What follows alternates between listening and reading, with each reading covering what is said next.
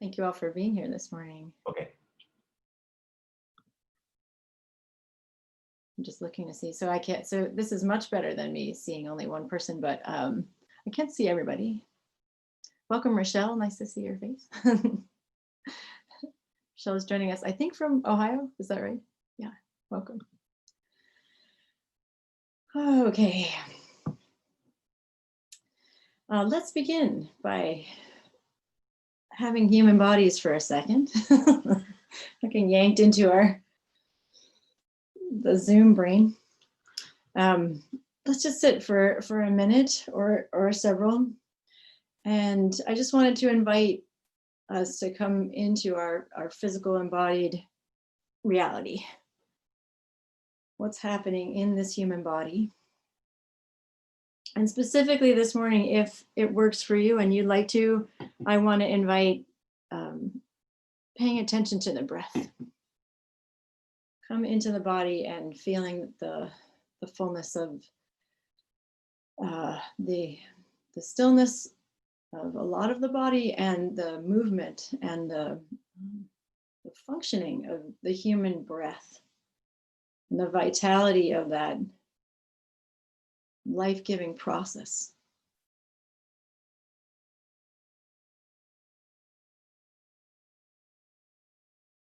I don't know how many breaths we've all taken in our lifetimes, but see if you can actually feel the sweetness of the inhalation, the refreshment of that, the life-giving force of that.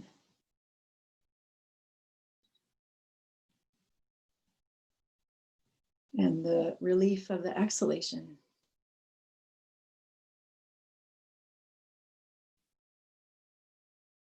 This deep exchange of the most kind of intricate and intimate internal processes of our body and the environment around us happening all the time.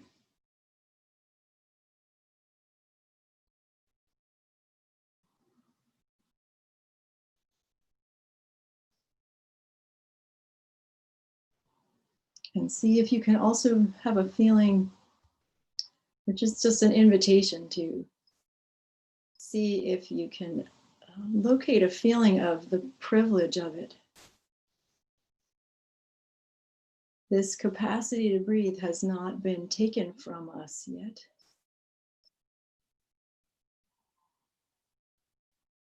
It one day will be.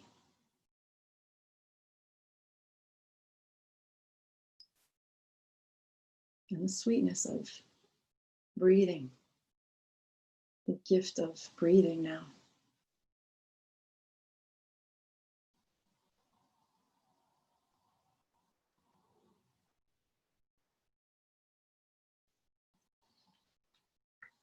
And while we're here, I want to offer the words that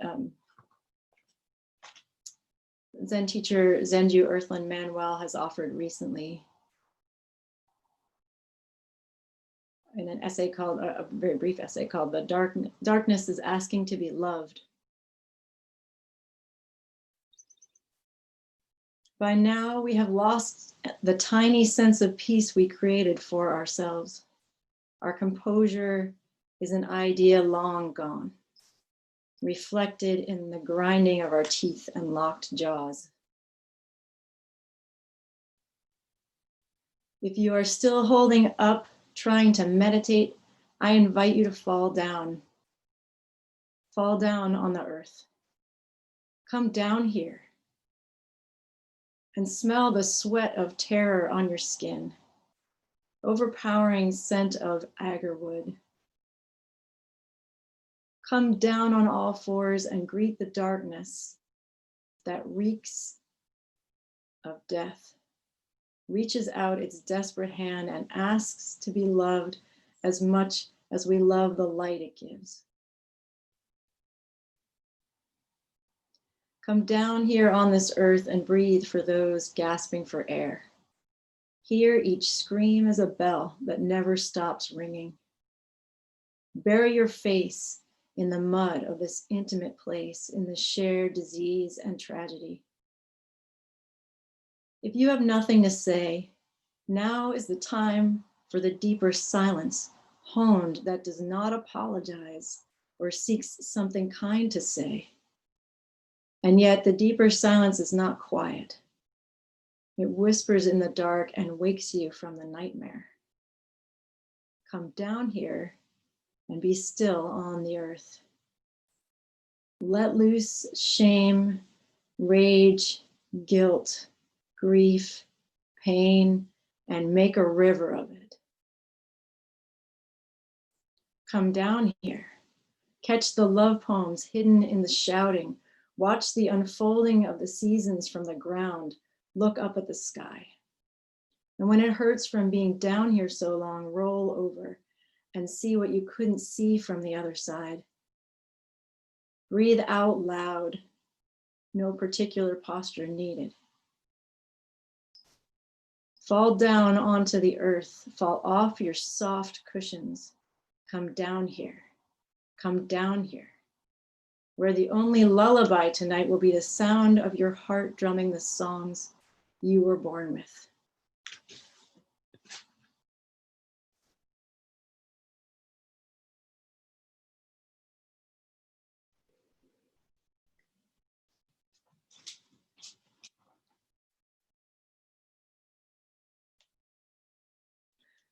I wanted to begin with Zenju's words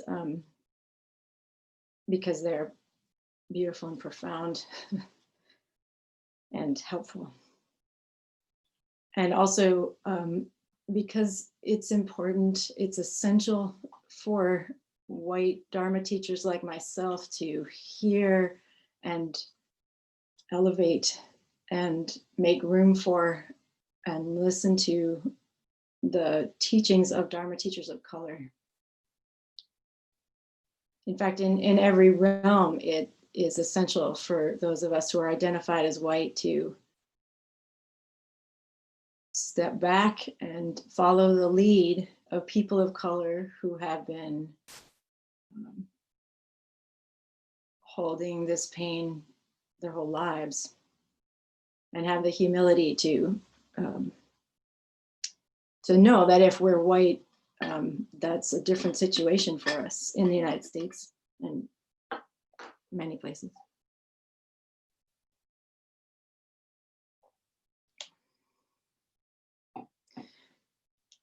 My hope for today was, the last time I talked about the first point of the Lojong training system, which is a Tibetan Buddhist system for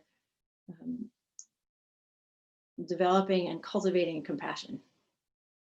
And my hope for today was to talk about the third point, which the slogans in that point focus on, or the theme is transforming difficult, challenging circumstances into the path, which, as you can see, is apropos. But as I was working on this talk in the past number of weeks, I couldn't get past the first point again. So I'm sticking with the first point. And the first point only has one slogan, which is ground in the preliminaries, which I talked about a month ago. But I'd like to stay here, grounding in the preliminaries and looking at what the teaching of that offers to us. The grounding in the preliminaries is asking us to, every time we engage in the world, we engage, sorry, just looking, there's a chat. Who said, okay, somebody can't hear me. Can people hear me okay? Every time we want to move into the world in skillfulness and in wisdom and compassion, we are asked to ground in meditation. So grounding in meditation is the one half of grounding in the preliminaries, and the other is to ground ourselves in the 4 daily contemplations. And the 4 daily contemplations, again, are the preciousness of human life. So contemplating the preciousness of human life, the inevitability of death, the potency of karma, and the truth of suffering. And And these past few weeks, it seems like everything's right there for me in those 4 contemplations. In our, so the Lojong system is a Tibetan tradition, and but not apart from any bodhisattva school of Buddhism, or really any. It's applicable anywhere that anyone wants to develop compassion. In our school of Zen, we chant the Metta Sutta, which includes the line, "Just as a mother watches over and protects her only child, so with a boundless mind should one cherish all living things, suffusing love over the entire world, above, below, and all around without limit. So let one cultivate an infinite goodwill toward the whole world." This is a foundational teaching in Buddhism, actually, in all schools of Buddhism. The Metta Sutta is known to be probably the oldest sutra, and is essential in Zen practice, especially to balance out the tendency to get a little lost in the cerebral stuff. Just as a mother watches over and protects her only child, so with a boundless mind should one cherish all living things. To me, that's the teaching, that the way we receive the teaching of the preciousness of human life. There is no hierarchy. There is no life that is more or less valuable than another. This is a foundational teaching of Zen Buddhism. And our conventional life offers us a whole bunch of teachings of hierarchy of value. So we have to be super clear about that. Our collective conventional life is constantly teaching us that some people are more and less valuable than others. So as practitioners, as Buddhists, as bodhisattvas, as people interested in compassion, we have to constantly work with the training we have received around that and challenge it every time. I was realizing, there's the big and systemic and institutionalized ones around elevating and diminishing based on race, based on gender, based on income, based on notoriety, based on power, based on education levels. I mean, all these different ones that we're told. But it happens even when we judge other people's behavior. When we think about how deep this conception of individualism and competition is woven, especially if we were raised in the United States, competition is woven into our sense of our communal relationships to each other, constantly making micro hierarchies of value. And we have to work very diligently to challenge that and counteract the impact of that being foundational in our development as human beings. I'm assuming that everyone knows about George Floyd and his death at the hands of the police. And that there were 8 minutes and 46 seconds while he was on the ground and his neck was underneath the knee of an officer, which I heard that number a number of times. I heard the story a number of times in different contexts. Then one time I heard the story told that in the last 2 minutes of his life, he was unresponsive. And I don't know what was happening for the officer who was in power in that moment and was killing him. But when I heard that the last 2 minutes he was unresponsive, what lit up in my heart was, oh, he wanted him to die. Because I think a normal human response to an unresponsive person is to help. I don't know what was happening for that officer. I think it is safe to say he left, and I don't know when, maybe he left a very long time ago, but he left being in relationship to this other human being as an equally valuable human life. I think it's fair to say that, you know, if this was his child under his knee, he would have responded differently. If this was his mother under his knee, he would have responded differently. So somewhere along the way, this person left being in an equal relationship. Maybe he never knew. Maybe in his lifetime, he's never known, or maybe that was squeezed out of him a long time ago. But I think that the relationship, being in a relationship of equity to all human beings, is our responsibility as human beings.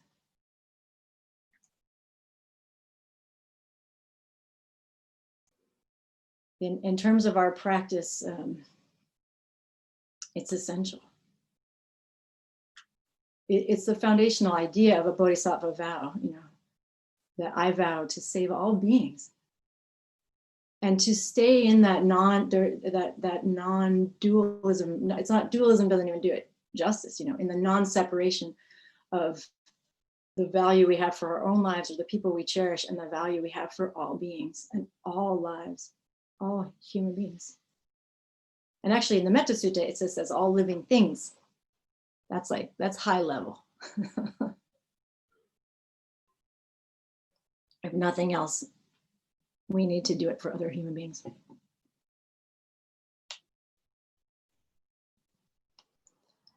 So for me, this speaks to the preciousness of human life and how we engage that practice, how we engage that contemplation and that reality and that foundational teaching in our practice.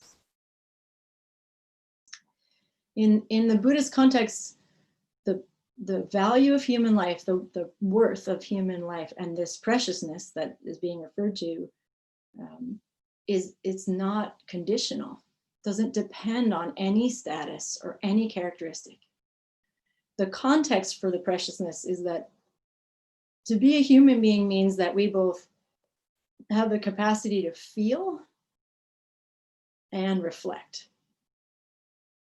And those two things together, and that in Buddhist cosmology, that's very distinct to the human realm. It's quite different than the animal realm or these other realms where other things become more prominent. Fear or pain or pleasure become more prominent.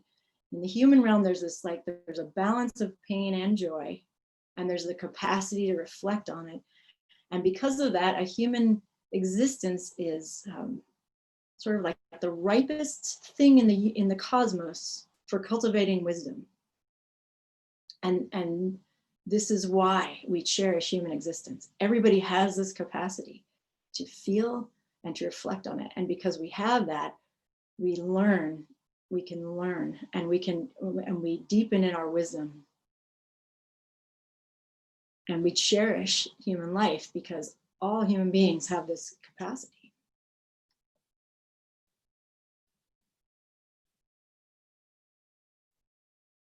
So to engage this daily contemplation of the preciousness of human life, we can just have that thought every morning or something. It's great to do the 4 daily contemplations, and then also diligently challenge every time, every moment that we see thoughts of somebody being better than somebody else. Every time we see that, we challenge that, because we need to stay close to the equity of human value and worth. I'm going to not talk about them in the correct order.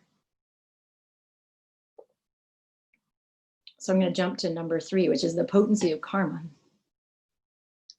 And karma, I think, karma is a very elusive and complicated teaching.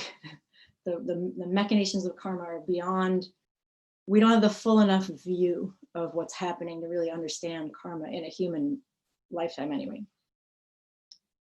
But what the contemplation, so the contemplation isn't that we understand or exactly can predict or name what karmic movements, but that we abide in the deep faith in how intense and potent our karma is, how the activities of our body, speech, and mind create the world.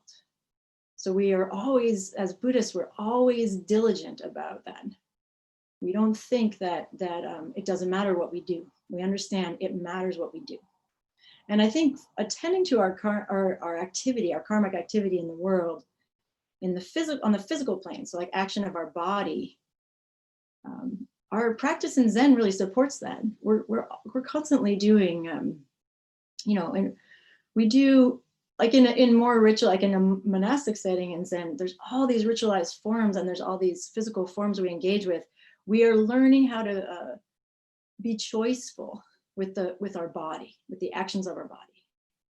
They can seem kind of silly and nitpicky, but one of the things that they're cultivating in a human body is being deliberate with what we do with our body. This is kind of the grossest form of karma to work with, karmic activity.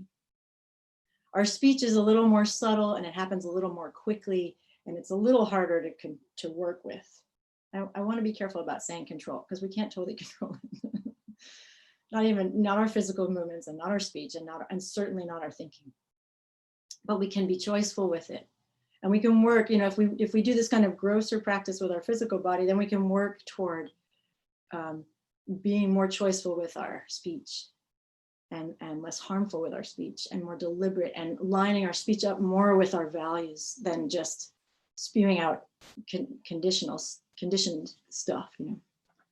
But our thinking is both the most subtle, the most challenging, and the most important realm to attend to in terms of karmic impacts in the world. And especially around racism and racial conditioning. It's the mind that we all need to work with. And if we're white, we need to work with it with extra diligence because of the conditioning we've received.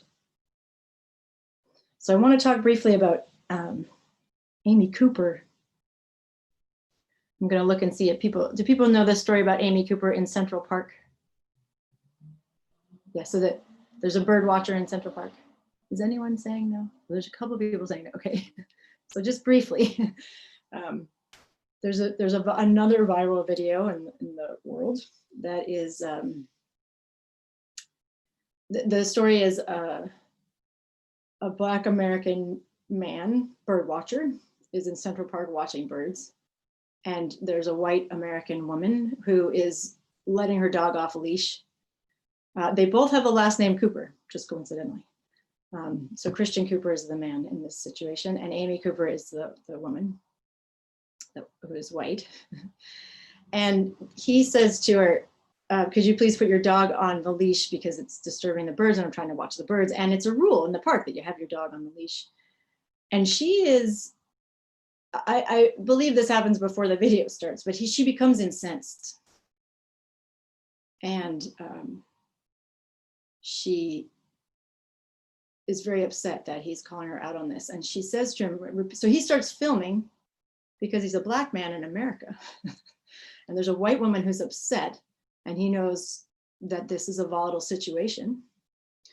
He starts filming her on her phone. Now she's really getting incensed, and she's like, you can't tell me, I don't know what I can't remember her exact words, but at some point she begins repeating over and over, I'm going to call the police. I'm going to tell them an African man is threatening me. And she says this repeatedly. There's no doubt that this woman is super clear about a number of things, including her race, his race, and their respective relationships to the police, and she's weaponizing that.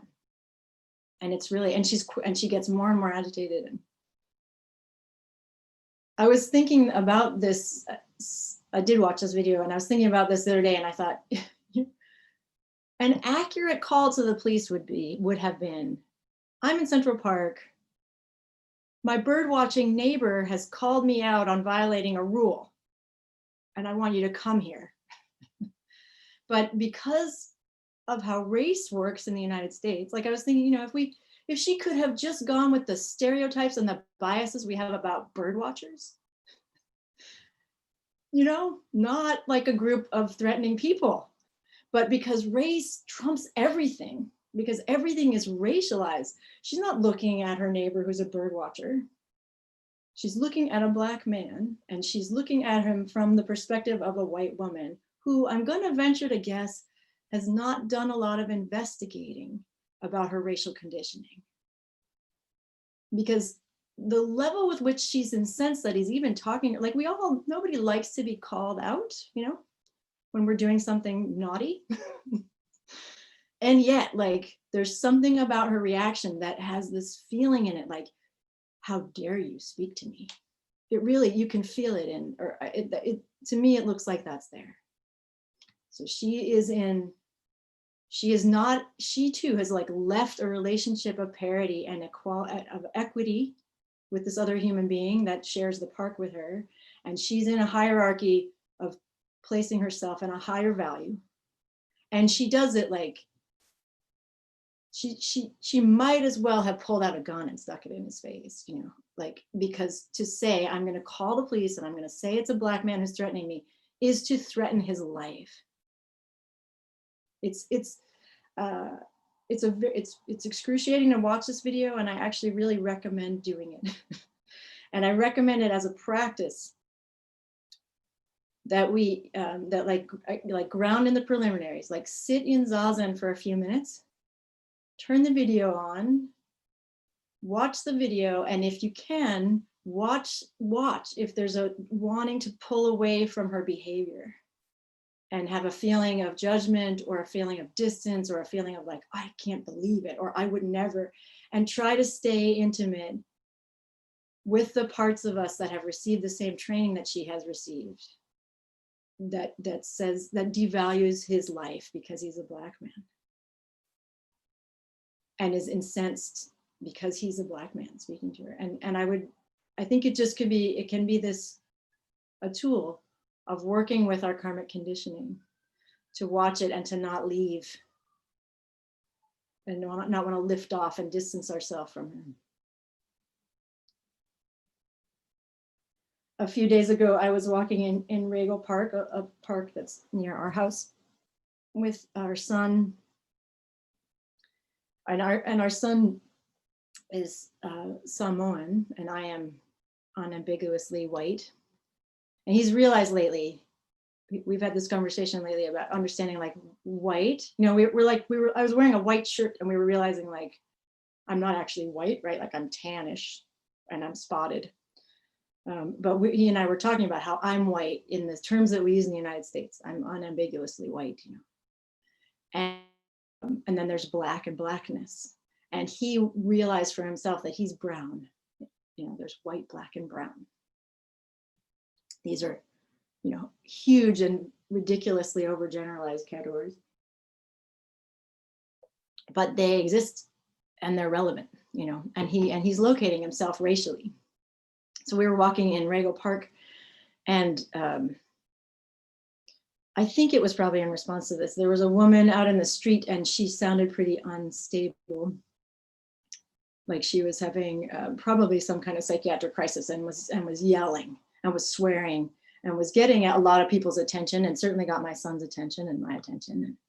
And he could feel his discomfort with her. He was afraid. She was a white woman. She wasn't very big. That's what I could tell from a pretty far distance. And I just reassured him, like, it's okay. It's okay. I don't, people like that can be unpredictable. She's probably not going to hurt you. You just give people some space when they're in that state. She's probably dealing with some stuff in her mind that's difficult for her. And then we walked around, and about, maybe it was 10 minutes later, a sheriff's car was pulling into the park. And I was like, I have made calls to the police because in the lack of kind of anyone else to call when there's a mental health emergency, I have done that myself actually. But I felt a little bit like sad. And then a white woman who was in a bare feet and a yoga outfit was striding across the park toward the police car and kind of waving. And it looked like she probably was the person who had called. And my son and I are just standing here watching this whole thing from a distance. And I realized, like, we're watching a thing. This is a thing that we're seeing here. This is not like a normal everyday occurrence. This is a very particular racialized thing that's happening. There's a woman who's white who felt afraid of something, and she called the police, and she feels, and her striding toward the police car. I mean, I don't know. I don't even know what she was calling about. I'm making the assumption that these two things that we saw were related. And I know that my son was making that assumption as well. And so we just had this conversation about like,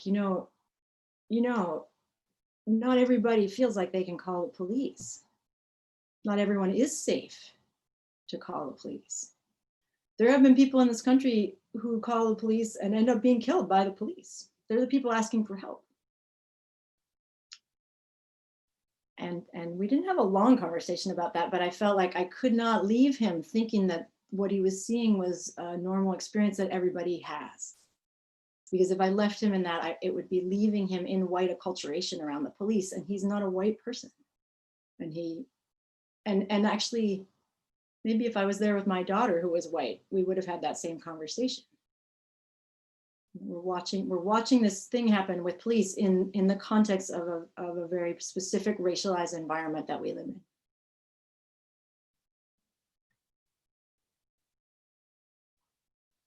So I think we need to examine the stuff we've been taught, the assumptions we have, the fears we have.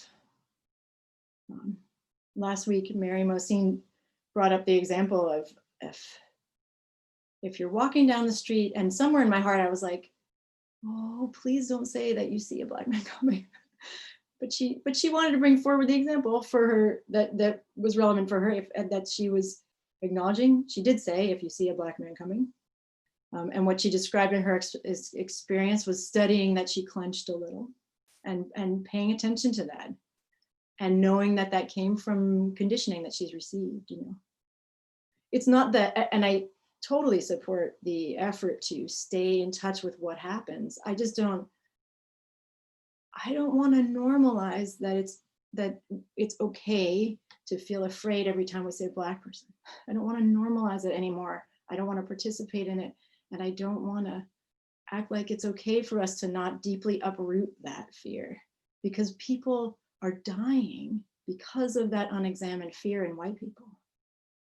And in lots of people, actually. It's not just white people that carry racist ideas. And that association of criminality with Blackness. And I do want to ask us, as bodhisattvas and as people interested in dealing with addressing and responding skillfully to the suffering of this world, that we look deeply at where does that come from, if that's there, and that we challenge it actually. And that we stay in relationship, in equity with one another. And, the messages, especially, there's been a lot of discussion, actually, there's been a lot of kind of clarifying. There's racism, that's a big category, and there's anti-Blackness, and that's particular in the United States, and it's extremely violent, and it kills people. And there are scholars like Dr. Ibram Kendi, ex-Kendi, is a good example, who talks about his own internalized anti-Blackness and how he uproots it as a Black man. So it's not particular only to white people. It's a deeply held, acculturated phenomenon. And as people who care about the suffering in this world, we can't pretend we don't have it anymore. We've all got it. We've all been trained in it deeply, and we can work with it over and over again. The first point and the first slogan is resolve to begin. Resolve to begin, and then resolve to begin again, and then resolve to begin again, and then train in the preliminaries and ground in the preliminaries again and again. And don't be surprised. I think one of the things we need to appreciate is a lot of our racial training came so far back in our developmental history that it's like the grooves are deep in the brain. Our adult and kind of contemporary mind can have values that are way more expansive than our reductive childhood mind, but the grooves are still there, those grooves of hierarchies of values, those grooves of diminishment. grooves of anti-Blackness are in there. They're deep in there. So don't be discouraged when we strive to be equitable, and we strive to be in relationship, and we strive to be people of valuing all human beings, that they still emerge. Start over again. Inquire into it. Where did you come from? Where did you come from? Thought that makes one person better than another, that says one thing is beautiful and one thing is not. That all these thoughts, every little subtle one. When I was thinking about, like, to be a practitioner is to be diligent all the time, and like to be really like get in there in the nitty gritty of our brains. And we do know that brain activity requires a lot of carbohydrates. It's like, this might be hard if you're like on a keto diet. Eat enough calories so that you can really do this intensive work of the mind that is going to go way back in there and deal with the traumas and the divisions that were made way back in the inner parts of our mind. To me, that commitment is to honor the potency of karma, to honor the potency of the karma of the mind, and the karma of cultural conditioning and the way it shows up in the mind.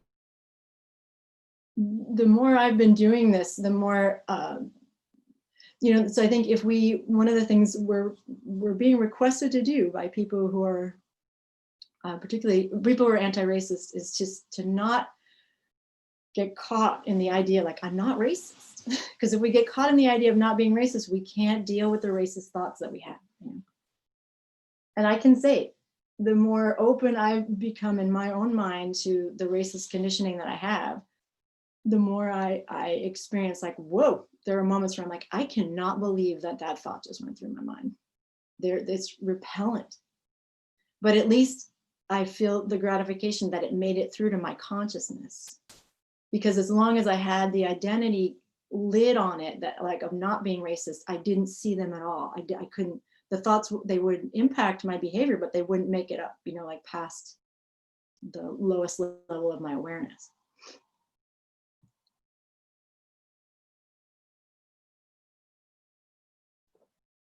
And we do this inquiry as if people's lives depend on it, because people's lives depend on it. Because white people being afraid is holding back, well, actually, it's holding back transformational reality for sure. But more than that, people are dying because of it. And more importantly, and more immediately, violence is being perpetrated. I've heard people talking about how they, the quote violence of the property damage in protests, but it's like, who cares about replaceable stuff? What we as bodhisattvas care about is irreplaceable human beings. We don't want people's businesses to be trashed and their livelihoods to be taken from them, but irreplaceable human beings, the violence against them is way more important than broken windows.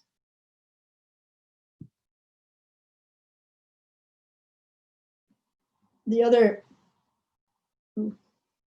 sorry, it's getting a little long, but I do have a couple more things to say. The truth of suffering is the fourth of the 4 daily contemplations. And in that one, in this context, I want to just recognize that the process of dismantling our conditioning is painful. Looking at our histories and the ideals of this country that we thought were beautiful, and the heroes of our childhood, and our own images of ourself, it is painful to revise around all of that and relearn. It is painful to leave the confines of what's known and comfortable. And there's the truth of suffering. Our life involves pain. And in fact, our pain, our capacity to feel it, and our reflection on it is our cultivation of wisdom. One morning we do daily zazen, weekday zazen one morning I shared with the group that the evening before I had driven through town in Sebastopol, and there was just one woman. She was my guess was she was probably in her late 60s, a white woman. She looked pretty conventional. She was standing on the corner by herself with a piece of cardboard that said Black Lives Matter on it. And it really touched me that she was just there by herself. This was maybe about over a week ago. And I mentioned it in the morning, and everyone had different responses to it. And I asked Peggy if I could share this story. But Peggy's response was to do that in Kotati. She went out one day, so this was maybe Tuesday or Wednesday, and held up a sign. Do you want to say, Peggy, what your sign said? Oh, You're unmuted. Racial equality helps us all. Yeah. And Peggy did that by herself, which I just bow to the courage of that, you know. There are people who super threatened by this. And then the next day she went again, and there were 17 people there. Oh, one of the things I think was important was that Peggy came the next morning and said, I did this, and it was very uncomfortable. And I really felt it. Like, of course it's uncomfortable, it's super vulnerable. It's vulnerable to make a statement. It's vulnerable to be alone in our bodies and making a statement about things that people are super reactive to. And she did it. And then the next day there were 17 people there because they saw her doing it. You know, both the discomfort and the accumulating of other people was inspiring to me. One of the things we have to be willing to do is to be in discomfort if we're going to challenge racial inequity and violence.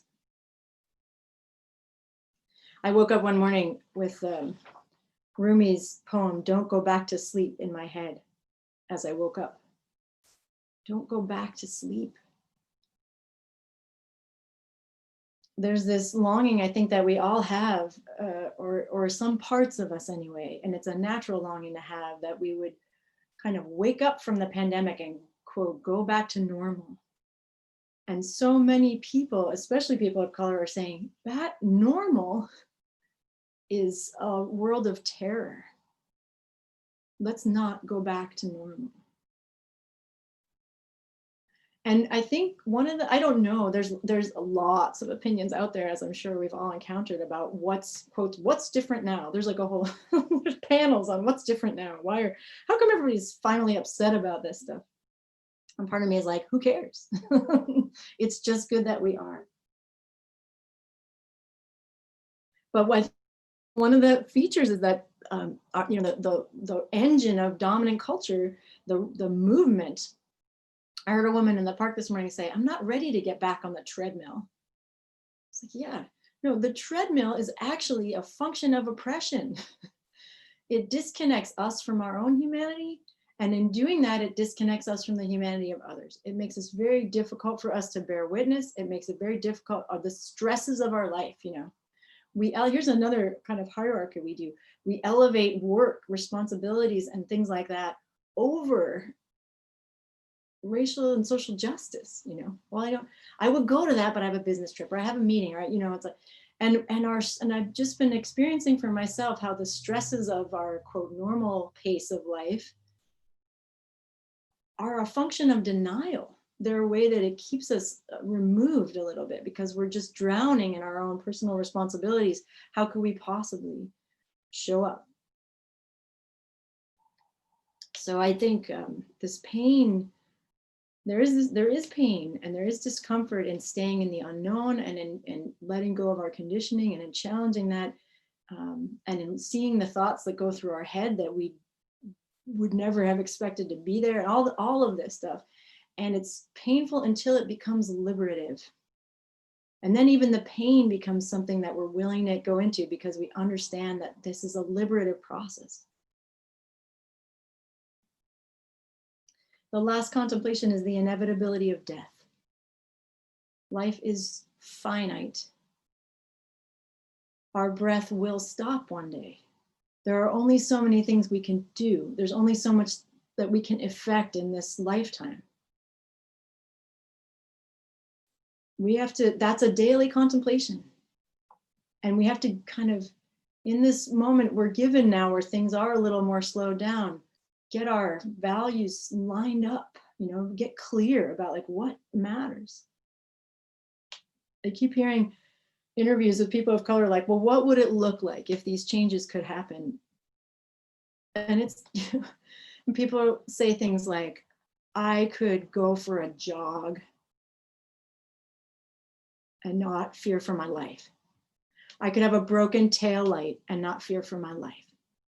I could pull out my cell phone and not fear for my life. I could go for a jog in a white neighborhood and not fear for my life, or not even be molested, you know, not even be disrupted. We are totally capable of creating that possibility in this world. We could have, there is a possibility to have policing that is not based on violence. There's been a lot of work that's happened in the last 5 years about policing and about kind of tracking it. There have been these experiments. There's one in Oregon where they enlisted mental health workers to respond to 911 calls, and they respond to 1 out of 5 calls. And now they can show how much less use of force there is, how many less deaths there are, because mental health workers are responding to what are really mental health crises, not criminal events. You know, the criminalization of homelessness, of mental health issues, of addiction and drug use is inappropriate. You know, militarized policing of people that have mental health issues is inappropriate. Militarized policing of people that have economic challenges is inappropriate. We can imagine actually something quite different, and it's happening in the world. You know, we can enact these things.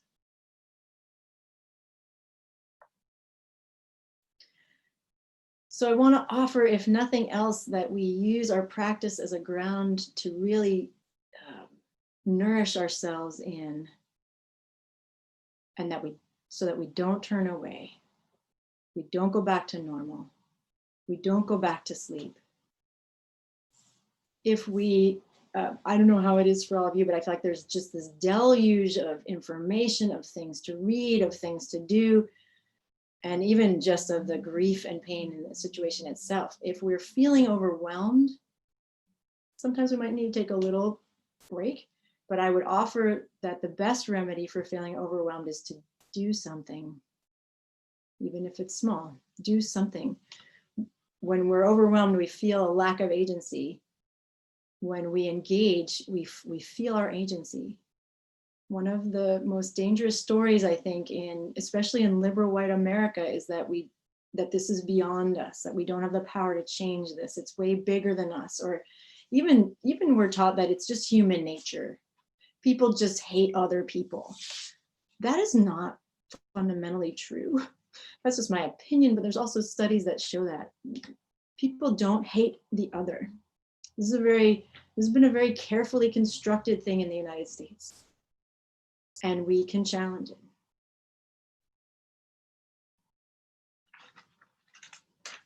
Rumi's poem is, the breeze at dawn has secrets to tell you. Don't go back to sleep. You must ask for what you really want. Don't go back to sleep. People are going back and forth across the door sill where the two worlds touch. The door is round and open. Don't go back to sleep. Thank you.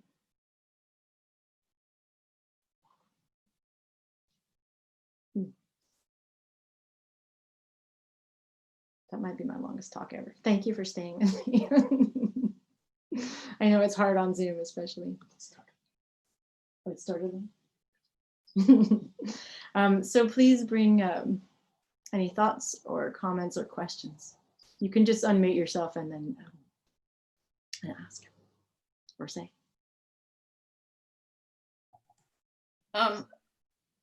It's me. Thank you for your talk. And what brought this to mind was Corin's talk a couple of weeks ago about Mara And I think that's especially relevant because I think that fear plays such a big part in this. And I think of Amy Cooper, and she was being belligerent, but underneath that all, was real fear. And I think that needs to be taken into account in all these actions and talked about more. Yeah. And examined. Statistically speaking, in the United States, if you want it, if you're afraid of criminal activity, white men perform more criminal actions than their group by quite a high number. Incarceration rates don't show that, but it's that, just that statistic alone can kind of help us, where does the Black criminal thing come from, And there's lots of places it comes from. It's a very complicated and in some cases super deliberate history. It's just false, And it's something that we can question. I'm sorry. Hey, No, go ahead. Just to expand on what Holly said, I think that it feels like the focus on police kind of lets all of us off the hook a little bit. And I think in our communities, our upper middle class communities, the total intolerance, fear, and fear mongering over crime, personal safety, and especially private property. And here in Santa Rosa, where I live, if you read the police blotter, it's almost always a Hispanic name. And it's, most crime is committed by young men between the ages of 16 and 25, say. And if you come from a poor family and you have very few opportunities and you're oppressed and all these things, it's like, how did you think the police kept them from smashing your window and stealing your car? I mean, this stuff doesn't happen in a vacuum. And I think they've been under a lot of pressure to suppress crime, and systematic, oppression of these communities is the result. And so, we have a responsibility, I think, in the kind of pressure that we put on the police and on the legislators. This is the result. So. Thank you. Yeah. Yeah, the non-duality of each individual and what we call the police, and that relationship between that we all co-create the society. We co-create the expectations about, quote, safety and what's criminal and all of it. Yeah, thank you, Kiko. Dojin, so I've had this, Diane and I've been looking at all these protesting and everything that's going on, like in Santa Rosa and here and there. And there's the issue we have is that, we'd like to get involved because we used to go to all the protests before the virus. But with the virus and, we're in our 70s, we have to stay away from crowds. So there's this frustration and then there's this guilt because, we want to protest, but we don't want to be in crowds and we don't want to get sick, So how can I keep my head,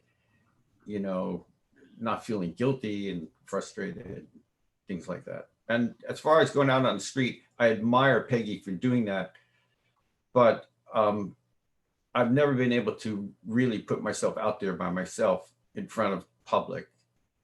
I had terrible stage fright, and it would be really, really, really hard to do that. So your advice would be appreciated. What first came to my mind was Zenju's words: "Come down here and be still on the earth. Let loose shame, rage, guilt, grief, pain, and make a river of it." So from a spiritual perspective, there's that offering. Yes, I think that we have to be reasonable about coming together physically in this time, for sure.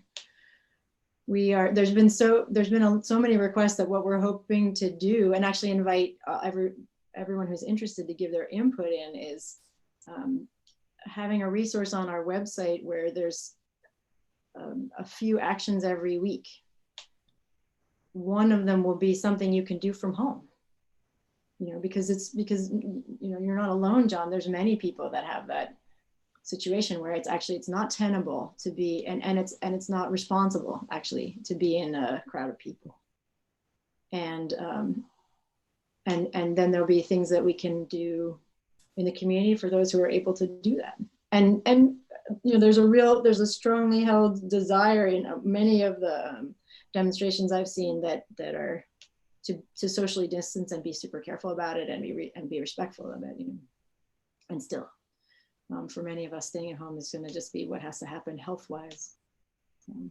Yeah, so we're hoping we can kind of gather our collective wisdom around what's possible and offer some possibilities. We could, one thought was we can put signs in our car windows if we want to do that. And there's other ways, there's lots of ways to be involved that don't involve being on a street corner with a sign. So even though those are energizing in a certain way. So we're hoping that we can ask all of you to pool our ideas. Maybe we'll offer a time that there's a meeting of it, but you can also just email us with ideas and have a weekly announcement of like, here's the possibilities. Because there's so much, another thing we realize is there's so much out there. People it almost is like, what's that expression? Like drinking from a fire hose. So we'll just try to offer a few. And yeah, so please bring those in different ways that you want to offer them. Thank you. I think it's a good idea. I think I'll put a sign in the back window of my car. Yeah. That would be at least something. Thank you. Yeah, something we can do as a Sangha.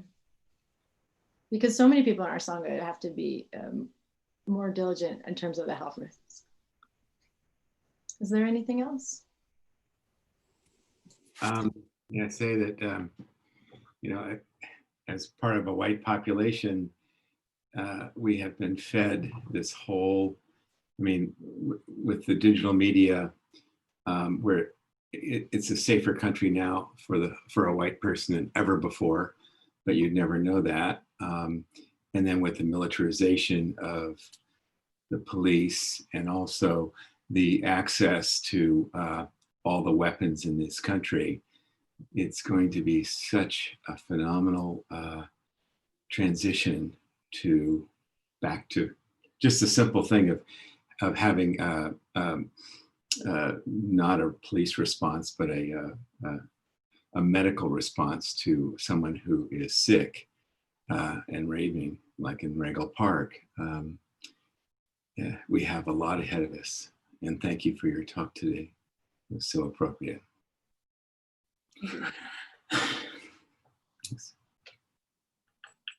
I think it is complicated, and there are ways it's not, you just change the budget, get mental health workers. Sonoma County is deluged with therapists.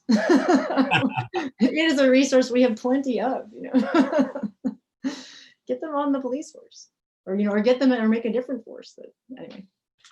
Dojin. Yes. It's Annette. I think thank you very, very much. And also something I need to keep reminding myself, because it's always in reflection, but how to stay awake even when we're doing something. It's like going down and being in the square the other night, and it wasn't a dramatic time. It was a fairly quiet time at one of the days. And then I'm leaving, walking to my car, and there's, on a quiet corner, is a Black woman sitting in a wheelchair, and she's saying, "What is that you have?" And I had brought I really wanted a poster this time. So anyway, I had a picture of the Buddha on a cardboard. So it was just something that brought ease, but then it felt a little vulnerable in the square, because it felt a little, oh my God, I hope this isn't proselytizing, but not at all. People saw it, they got it, they smiled. But when I passed the woman, she says, "What is that?" And I showed her, and she said, "Thank you." And then I just moved on.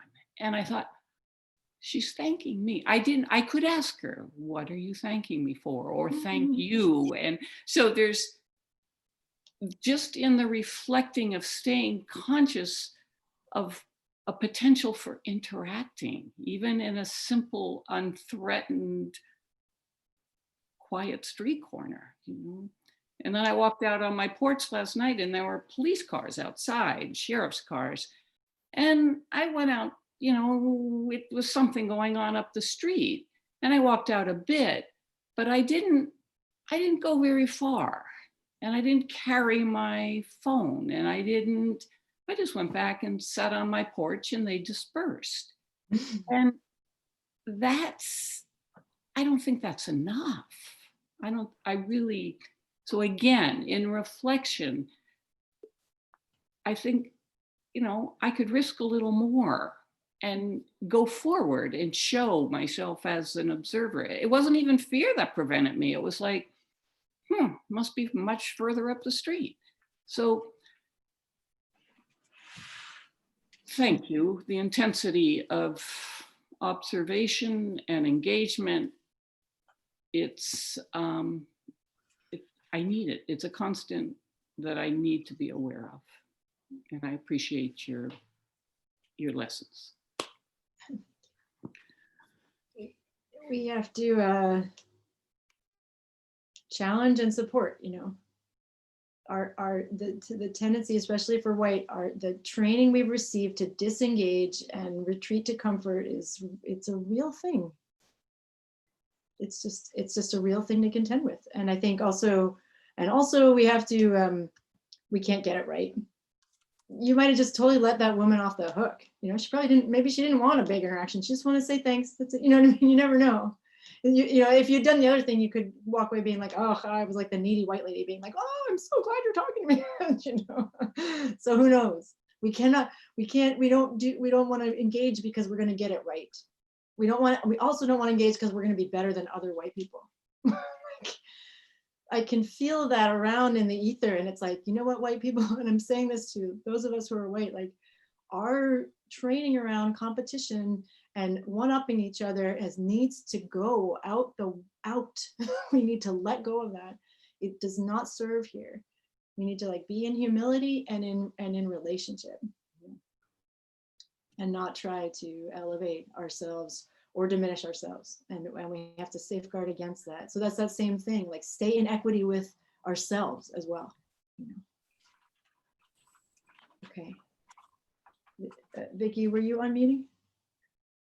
Yeah, actually, I was wondering, where is this talk in YouTube also? Is it available? I think so. Or do we wait to go to like the Stone Creek website for it? Yeah, we'll get some form of it will be available at some point. It should be available on YouTube. Yeah, I think the YouTube one's available right away, although we usually try to edit it a little, and we have a recording of it. Yeah. It's available. So the YouTube one, we just how do we access it through YouTube? Just Stone Creek Zen Center YouTube, or the weekly email has the Stone Creek Zen Center YouTube channel. Quote. Okay, Our website. got it. Sometimes there's a little delay. It's usually a few minutes behind what's happening here. Yeah. Oh, that's also not link bad. our website to the YouTube channel. Yeah. It's just so important. I want to share it, you know, to so many people. I mean, this was a really important talk and I really appreciate it. I'm also wondering, the poem, Dojin, that you shared in the beginning, can we get a written copy of that somewhere? Sure, yeah, but I can just tell you, I'll send it, but I also, it's in Lion's Roar. Okay. And it's called Darkness is Asking to Be Loved, if you Google that. Okay, got it. Thank you so much. Thank you all very much. Can I just toss one more idea in there? And that is, I have a friend in Sebastopol who I've been texting back and forth with, and her son is a policeman here in Santa Rosa. And I know that our concern back and forth is that, you know, is he safe? Well, he was on a side street, and so that was good. I think that, you know, we have to keep that aspect going on too, that, you know, 89, 90, 99% of all police are, you know, they have mothers, they have people who are worried about them. Mothers and sisters and wives and brothers. Yeah. as And- do everybody, right? Like, and this is where the tricky, so to say Black Lives Matter, you know, and I'm not making this up. This is not my opinion. This is what the founders of Black Lives Matter are talking about. Like, that needs to be articulated because it hasn't been articulated in the actions and realities of our country. And the desire to say all lives matter, you know, is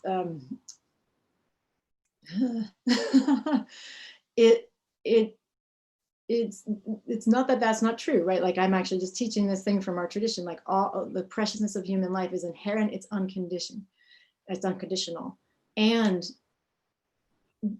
there needs to be, we need to pause and understand that the equity of Black lives needs to be elevated until it changes. That makes sense.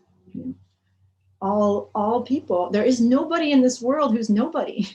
Everybody has a mother. You know, that's really, that it's I mean, I don't know, it's funny that we have to say it, you know, but it's a truth that is indelible. And it's also super important that we don't leap over into the humanity of everybody at the exclusion of realizing, like, the very particular kind of violence, you know, that's being perpetrated against Black Americans, and the history of it, and the longevity of it, and the inequity of it, if that makes sense. Yeah, and we can also treat police officers. There are Black police officers. You know, go on, like, it's a super complicated situation. Yeah, and our job is to be in relationship to the humanity of ourself and all beings. Thank you.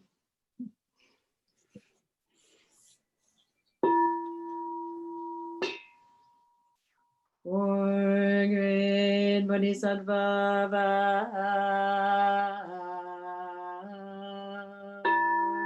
beings are numberless, I vow to free them. Delusions are inexhaustible, I vow to end them. Dharma gates are infinite, I vow to enter them. The Buddha way is boundless, I vow to realize.